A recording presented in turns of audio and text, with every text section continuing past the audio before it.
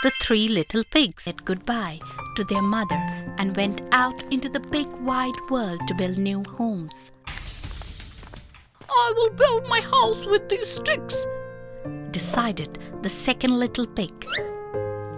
So he collected the sticks and tied them together to make his house. He lined it with cabbage leaves. "It doesn't look very strong," said the third little pig, watching his brother at work. But the second little pig was too tired to say anything. He just curled up inside his house and went to sleep.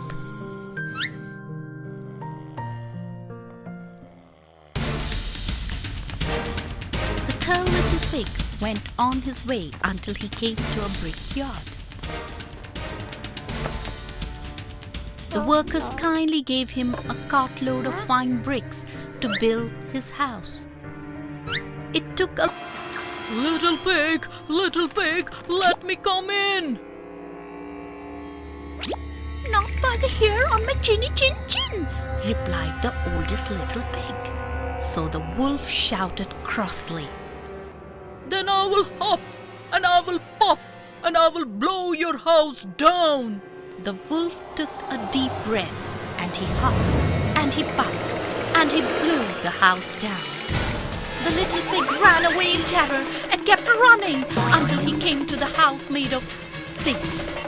Let me in quickly!" he howled, hammering on the door until it opened. "The big bad wolf is coming!" The two little pigs trembled as they heard the big bad wolf arrive. He knocked on the door and said, little pigs, let me come in." "Not by the hair on our chinny chin chins," they shouted back. "Then I will huff, and I will puff, and I will blow your house down," shouted the wolf crossly. He took a deep breath, and he huffed, and he puffed, and he blew the house down.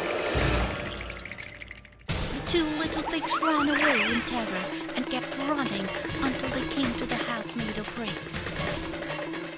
Let us in quickly!" they howled, hammering on the door until it opened. "The big bad wolf is coming!" The three little pigs trembled as they heard the big bad wolf's footsteps nearing the house. He knocked on the door and said, little pigs, let me come in." "Not by the hair on our chinny chin chins," the little pigs shouted back. "Then I will huff, and I will puff, and I will blow your house down," shouted the furious wolf. And taking a deep breath, the wolf huffed, and he puffed, and he puffed, and he huffed, but he couldn't blow the brick house down.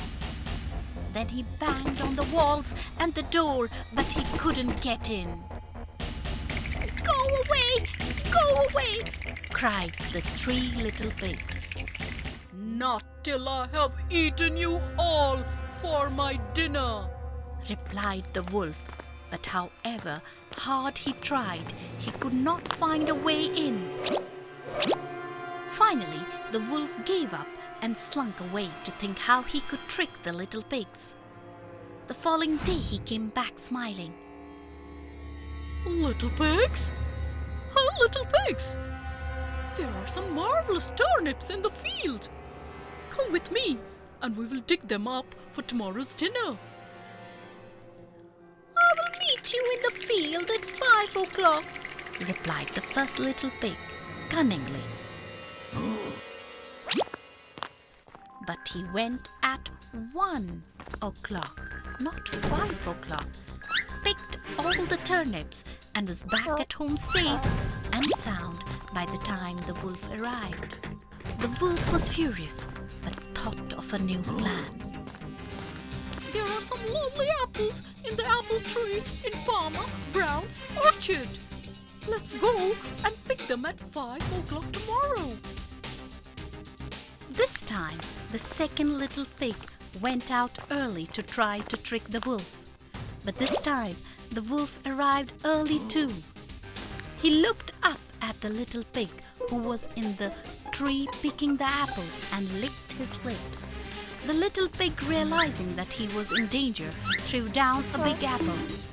Just he had hoped, the greedy wolf ran after it, and as it rolled across the grass. While the wolf was picking it up, the little pig quickly slipped down the tree and hid in a barrel.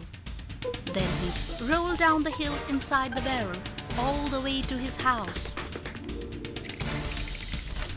The wolf was furious that the little pigs had got the better of him again. He was more determined than ever to catch the 3 little pigs and have them for dinner. He climbed onto the roof of the house, thinking that he could climb down the chimney. When the 3rd little pig heard the wolf on the roof, he called softly to his brothers, "Quickly, quickly, let's put the cooking pot on the fire." When the wolf came down the chimney, he fell straight into the pot with an enormous splash. The 3rd little pig quickly put the lid on. That was the end of the big bad wolf. And the 3 little pigs lived very safely and happily in their brick house for the rest of their lives.